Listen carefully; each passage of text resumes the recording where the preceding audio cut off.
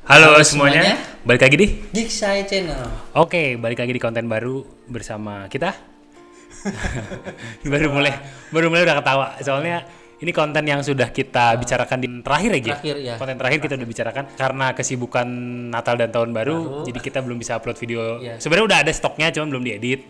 Cuman ini kayaknya perlu kita syuting karena udah mulai turun lah ya, hingar-bingarnya. Hingar-bingarnya udah Jadi mulai mereda. kita memilih untuk membahas sekarang karena lumayan gregetan juga gak sih, Gi? Gregetan. Iya, karena pengen bahas, cuman kita nggak mau seperti biasa, kita mah nggak mau spoiler orangnya. Karena menurut kami udah lewat 3 minggu ya. Ya udah boleh lah ya kita ngebahas spoiler untuk review kita di Spider-Man No Way Home. No Way Home. Jadi untuk disclaimer, konten ini akan penuh dengan spoiler. Ya. Jadi kalau mau masih ada yang belum nonton, walaupun come on gitu. Come on, itu udah film terlaris tahun 2021 gitu kan. Iya ya, kalau mau nonton yang no spoiler juga ada sebelumnya kalau pengen tahu garis besar seperti apa. Cuman kita mau bahas di sini emang secara eksplisit ya, Gi.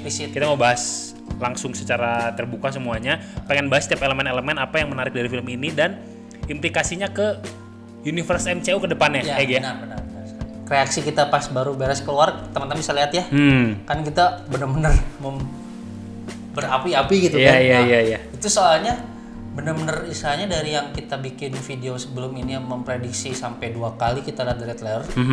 Itu kayak terlampaui semua gitu kan. Iya. Ekspektasinya itu. Bisa dibilang kayak 80% prediksi kita ya. jadi loh. Jadi beneran. Kita ngomongin ini dulu deh, plotnya dulu deh. Kalau plotnya secara umum kita udah bahas di video sebelumnya bahwa proses penataan plotnya tuh asik ya, Gi. Asik, Jadi ya. dari awal langsung dikasih Bener-bener langsung kontinuitas dari film sebelumnya. dan langsung dikasih konflik. Konflik ya. Cuman konfliknya tuh nggak terasa tiba-tiba gitu. Nggak terasa Karena tiba-tiba. memang kita udah sebutkan juga di video sebelumnya bahwa sudah terbangun dengan cukup baik ya, Gi. Iya. Dari 2 film sebelum ini gitu kan ya. Jadi misalnya karakter Tom Holland sebagai Peter Parker dan Spider-Man udah cukup paten, jadi akhirnya langsung dikasih konflik cepet bisa penonton dengan secara gampang mengikutinya gitu. Cepet naiknya, Ya, cepet naiknya. tapi dan banyak actionnya di awal. Banyak action, dari tengah pasti. tuh gitu, cuman tidak terlalu melelahkan nonton. Terlalu melelahkan. Karena asik, Asik. penempatannya. Nah, di tengah-tengahnya itu tadi kita balik lagi prediksi kita. Sebenarnya yang agak di luar ekspektasi gue adalah si Matt Murdock. Ya. Itu Si Daredevil. apa ya? Kan gue bilang di video yang kita pembahasan trailer tuh spekulasi terjauh. Spekulasi Gue terjauh. bilangnya kayak gitu kan. Karena emang jauh banget itu. Jauh banget. Dan kejadian makanya. Dia makanya pas dia pakai alat bantu tongkatnya tiba-tiba dek gitu ya. Aduh itu. Waduh, itu langsung misalnya satu bioskop. Aduh, Walaupun memang keberadaan Daredevil di MCU dan Netflix ini belum terlalu terkonfirmasi bahwa sebelum ini ya mereka tuh di satu dunia yang sama. Cuman kalau teman-teman udah nonton film Daredevil, mereka acknowledge atau mengetahui bahwa emang ada sih Battle of New York di Avengers 2012. Cuman kayak di sini cuman headline di koran-koran gitu aja. Iya. Tapi nggak mengakui bahwa mereka satu dunia. di dunianya Netflix dibilangnya seperti itu Iya. di dunianya. Nah, karena memang Daredevil ini kan rilis di Netflix cukup awal ya, sebelum Netflix hype sekarang ya nggak sih, Gi? Kalau nggak salah awal saya juga langganan Netflix Iya di kan? tahun 2015 yang mau pengen nonton Daredevil itu. Iya kan, karena dulu terkenalnya Netflix itu memasukkan film-film yang violence-nya cukup dewasa lah gitu, makanya masuk tuh. Masuk sih Daredevil. Dan kalau gue amati dari sisi audiens awam, teman-teman atau lingkungan gitu, banyak yang belum ngeh itu siapa. Iya. Makanya ketika di bioskop yang bereaksi itu sebagian. Nggak gila banget gitu. Yang nggak sampai nanti ada momen berikutnya ya. Tapi setidaknya untuk kita yang tahu itu tuh kayak wah ini bagus banget ini cara masuknya nih gitu. oke nih, kita cukup kena nih si hype-nya nih ya. Mengambil personanya sebagai si Matt Murdock si pengacaranya kan. Iya. Jadi memang tidak terlihat dalam bentuk kostum, dalam bentuk penampilan sempurnanya si Daredevil. Jadi cuman Peter Parker butuh pengacara dan pengacara yang bisa mereka bayar, tanda kutip bisa mereka bayar dengan uang mereka itu cuman selevel si Matt Murdock kan? Karena memang diceritainnya juga Matt Murdock tuh pengacara pro bono gitu. Iya. Yang selalu membela yang kasus-kasus yang memberatkan sebelah gitu kan. apalagi menang ke bawah lah gitu. Ke bawah gitu kan. Jadi akhirnya situ pas banget knowledge itu bahwa si Matt Murdock yang jadi perwakilan hukum mereka. Dan situ ada sebut menggelitik gitu ya, kayak ada yang ngelempar batu ke rumah Peter Parker ditangkap dengan sebelah tangan gitu kan. Terus ngadep ke belakang gitu kan, dari belakang gitu. Peter Parker gitu. Kamu kok bisa nangkap? Terus katanya si Matt Murdock, saya pengacara yang bagus katanya gitu. Jadi kayak cuma dikasih situ tuh akhirnya wah panjang nih keren nih, akhirnya dunianya Marvel Netflix baru walaupun lewat Daredevil akhirnya sudah terakui bahwa satu dunia gitu. Di situ sebenarnya ada kalimat yang mau kita bahas nggak, Gi? Kayak jadi si Happy tuh dia ngomong satu statement bahwa teknologi Stark tuh banyak yang hilang. Iya. Dan sedangkan itu tanggung jawabnya dia. Iya. Tanggung jawabnya dia. Ini gue nemu fakta-fakta di internet sih, nggak tahu ya. Dan di situ kan makanya bilang si Murdoch-nya bahwa lu juga bakal butuh pengacara bagus juga deh, kayaknya nggak sih? Apalagi pengacara korporat kan. Bahwa itu tuh disinyalir ada kelalaian dan itu yang akan menjadi opening dari serialnya War Machine. Oh iya. Armor Wars. Nah itu. Jadi gue sempat baca. Ini apa ada mungkin Easter egg atau pengantar ke katanya sih gitu. Balik lagi ini prediksi ya, maksudnya tapi prediksi Matt Murdock bener. Nah, di situ mungkin karena waktu itu kejadiannya yang edit itu kan kacamatanya Tony Stark kok bisa di tangannya Peter Parker akhirnya di tangannya Mysterio kan. Jadi mungkin di situ aja ada imbas dari kelalaian. Iya, banyak lalai lah ya. Dan Happy awalnya hanya seorang supir ya. Iya. Mungkin sekarang dia dikasih tanggung jawab, tiba-tiba tanggung jawab berat. Kepala keamanan gitu kan akhirnya, dan ada manusiawinya juga kan dia kan. Dia mengalah, dia ikutan yang snap juga kan. Dia kena ya? Kena. Jadi dari snap itu mungkin ada hal-hal yang tidak bisa dia kontrol gitu kan di luar kendalinya dia. Di situ akhirnya mungkin berjalan lagi nih ceritanya. Nah, baru akhirnya sih mungkin gini sih, karena kita mah harus membuka fakta ya bahwa saya Peter Parker yang ditanggung Tom Holland kan Peter Parker termuda sejauh ini ya. Yeah. Jadi kalau teman-teman tahu kan di film pertama dia Homecoming dia masuk ke 15 tahun. Terus pas di Infinity War sampai dia hilang kan 16 tahun tuh ya. Yeah. Akhirnya pas dia balik dari blip itu 17 tahun. Jadi istilahnya di sini itu si Peter Parker tuh masih 17 tahun tapi secara umur aslinya kalau dia nggak blip itu udah umur 22 tahun kan. Nah, di sini ada sebuah masalah yang teman-teman sering lihat di trailer juga ya. Dia kan difitnah. Pengennya tuh mengembalikan itu tuh dengan cara mungkin kekanak-kanakan. Kurang dewasa lah ya. Kurang dewasa gitu. Dan di situ akhirnya jalan pintasnya minta tolong seorang penyihir bernama Dr. Strange itu. Nah, disitulah konflik yang sudah ada ditambah lagi konflik baru lagi. Sebenarnya pencarian solusinya tolol-tololan aja. Bisa nggak sih? Lupa gitu. Tapi ternyata bisa. Ada spellnya katanya. Ada spellnya. Dan di situ akhirnya lucunya kan dia karena kasus yang Mysterio nggak bisa masuk universitas teknik terbaik di Amerika ya kan. Dr. Strange, kamu udah nelpon belum bagian pendaftarannya gitu kan? Iya. Karena bagi Peter Parker kita nggak bisa masuk kampus yang kita pengen. Teman-teman gua kena imbasnya. Gara-gara bisa dibilang ikutan terlibat gitu kan. Terus problem solvingnya langsung ke Dr. Strange. Padahal mungkin ada solusi-solusi lain yang mungkin bisa dilakukan dulu gitu. Dan yang mungkin lebih dewasa ya kan? Dengan cara ya bilang komunikasi kan kayak gitu. Itu yang nggak bener-bener itu karakteristik bocah banget. Jadi di sinilah akhirnya timbul konflik bahwa aduh maunya jalan instan padahal bisa ada yang lebih. Mau di sini mah dengan baik-baik dengan cara komunikatif. Akhirnya jadi timbul konflik baru karena seorang Dr. Strange juga menyepelekan dan kutip tidak menganggap penting mantra melupakan itu kan. Iya. Ternyata ada imbasnya itu yang akhirnya. Dan dari situ juga kan sebenarnya ada kebodohan, maksudnya awalnya spellnya seperti apa terus dimodif kayak bisa nggak yang lupa ini aja itu aja pelin plan nggak punya, akhirnya jadi ngaco tuh spellnya. Nah itu di situ jadi apa sih spellnya tuh jadi kayak bergerak tanpa kendali gitu. Gue emang takutnya gue salah, jadi spellnya itu malah membuka apa sih Gi? Jadi membuka hal yang karena dia ngehapus pengennya bikin orang lupa tentang Peter Parker, jadinya malah kebalikannya. Orang yang tahu tentang Peter Parker malah jadi datang semua.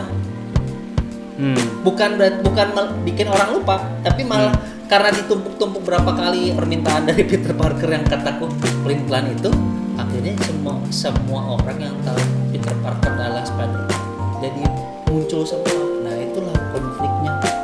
Jadi menarik musuh-musuh Spider-Man ke universe-nya itu ya gitu. Yang tahu Peter Parker adalah Spider-Man. I see. Iya, jadi kan yang tahu identitas berarti ya. Oke. Situ malah reverse si spellnya itu gitu kan. Akhirnya ya itulah kalau teman-teman lihat di trailer ada Doc Ock kan, akhirnya ada Green Goblin, akhirnya ada Electro, terus ada Lizard juga gitu kan. Gitu kan.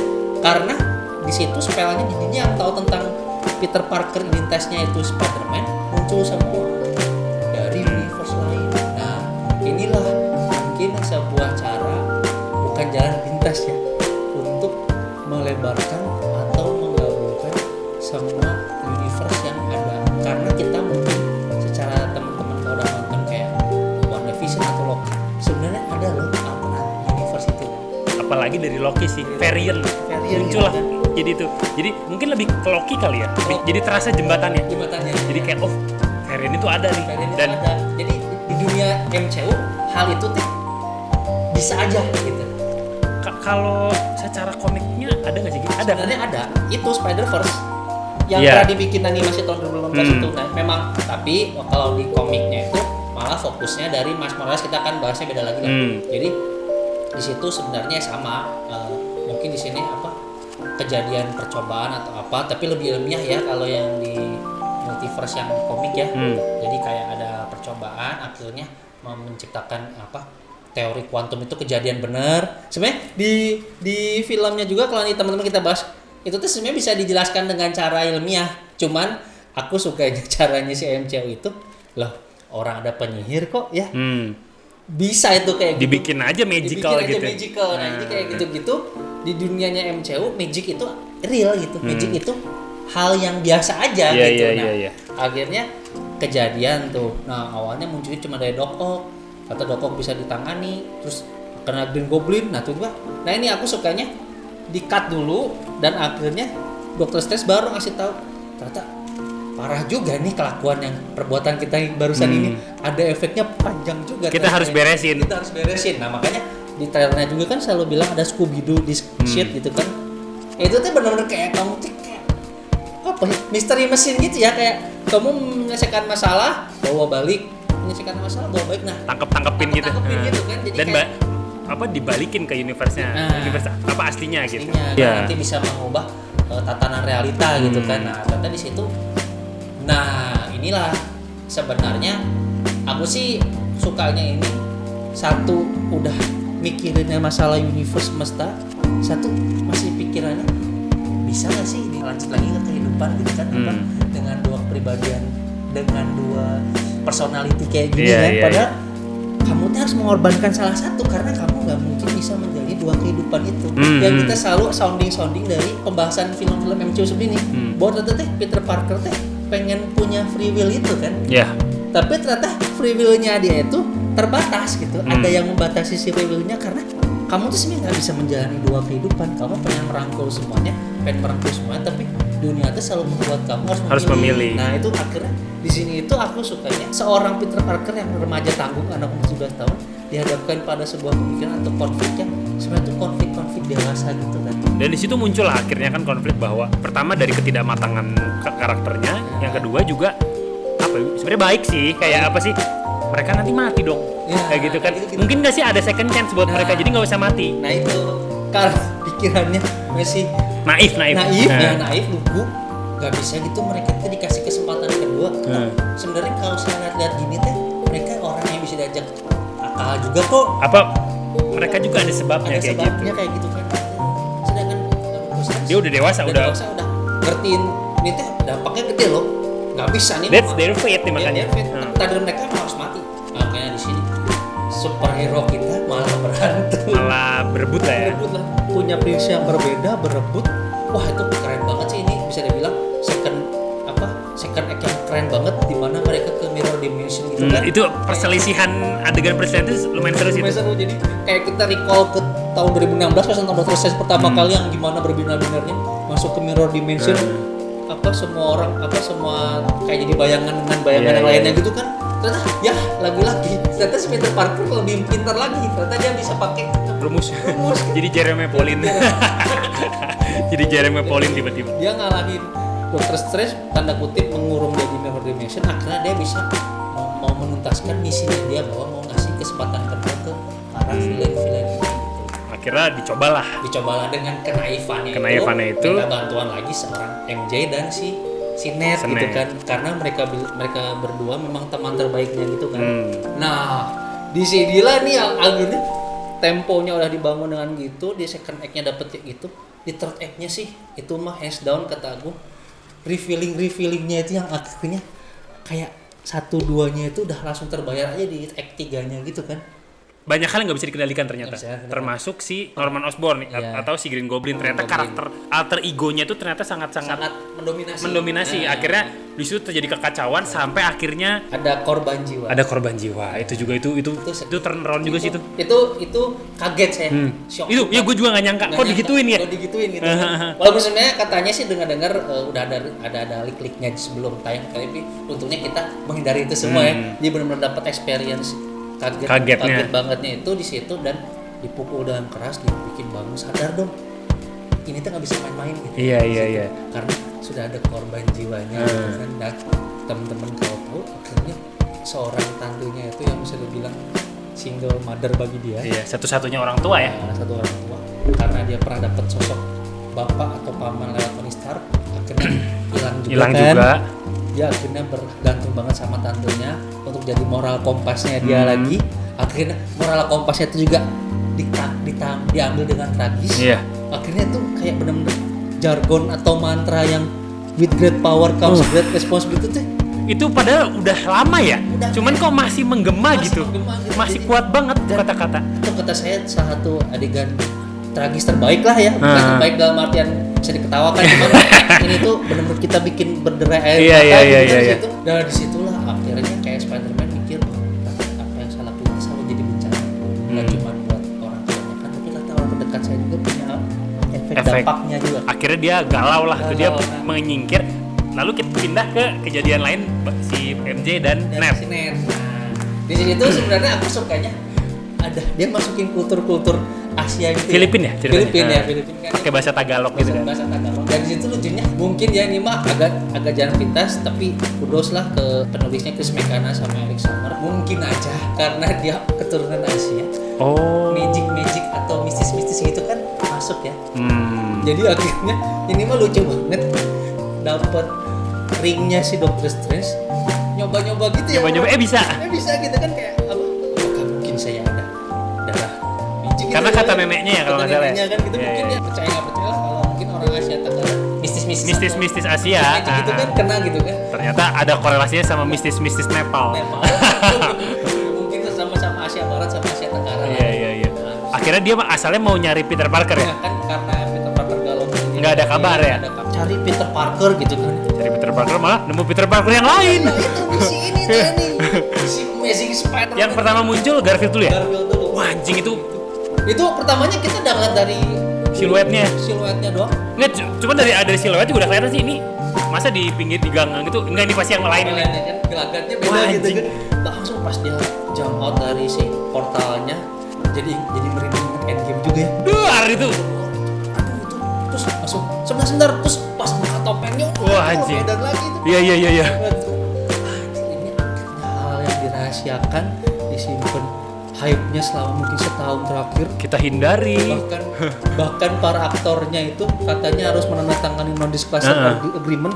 Setiap mereka ditanya harus Garfield mengalahkan apa? I'm not in this movie gitu. Akhirnya pas itu edan tuh revealing-nya kita teriak. Terus begitu ditambah, oh bukan ini. Cari lagi. Cari yang asli.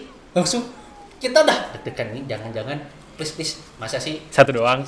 Tapi kalau satu juga udah seneng sih. Itu udah seneng kan gitu.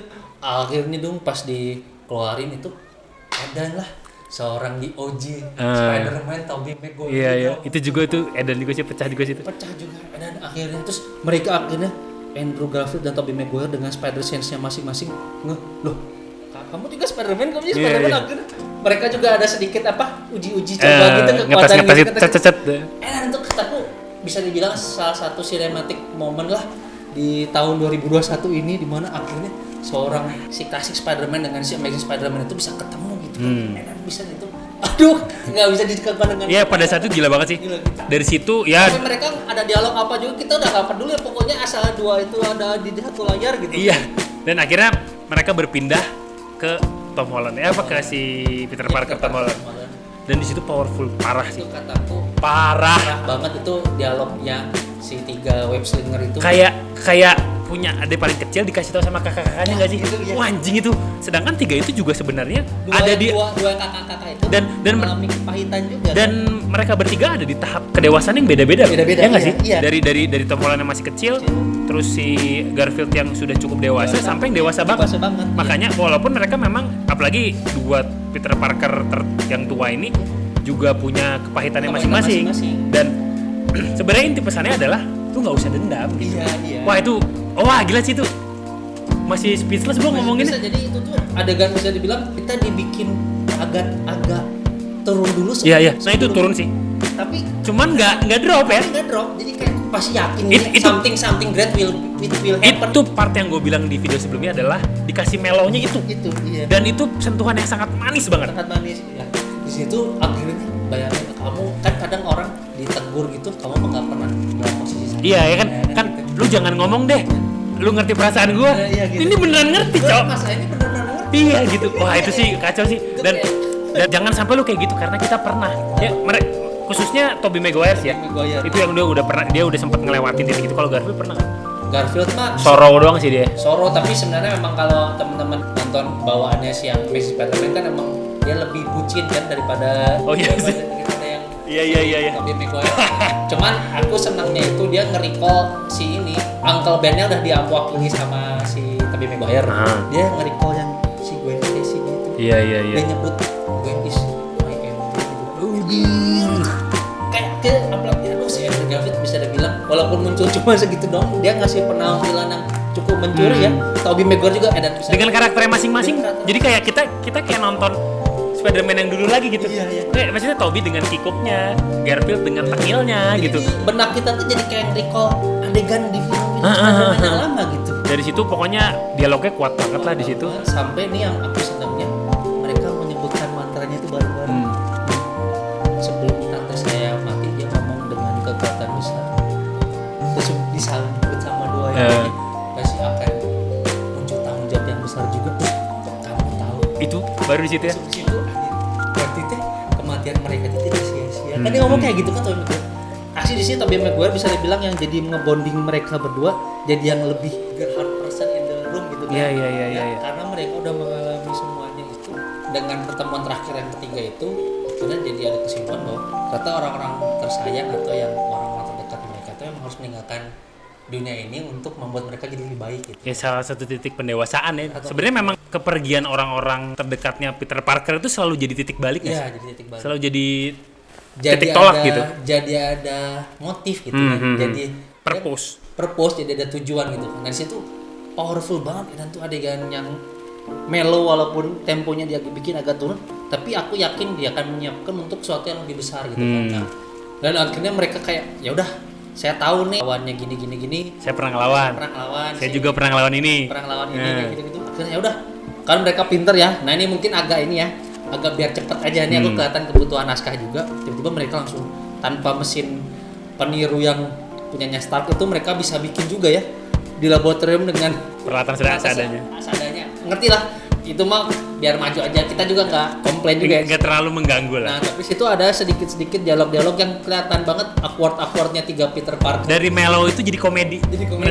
Tapi komedinya asik gitu ya. Asik, nggak geleh gitu. Ngobrol-ngobrol gitu kayak simple lah gitu kayak si Ned manggil Peter tiga-tiganya. Itu epic sih aja. Banget kayak gitu.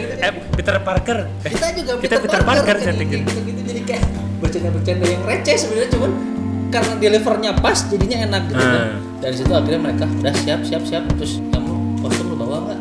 Ada dong kan gitu. Iya ada. Terus yang paling lucu kamu mau beraksi mau kayak youth pastor katanya anjing itu lucu banget anjing. Mungkin karena kita Kristen jadi relate. Jadi kayak youth pastor anjing.